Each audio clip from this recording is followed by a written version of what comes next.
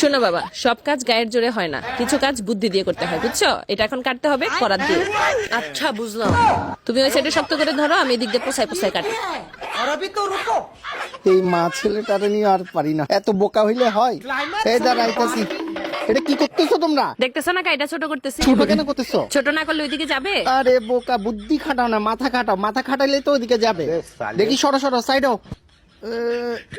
এই দেখো, দেখছো দেখছো কত সহজে পার করে দিলাম। মাথা খাটাই কাজ করবা, বুদ্ধি খাটাই কাজ করবা। দেখছো তোর বাবা আসলে একটা বুদ্ধিমান পুরুষ রে, কি বুদ্ধি খাটাই নিয়ে গেল। বেডা মানুষ, আসলে বেডা মানুষ। যা যা যা, কত কাম বাকি, যা।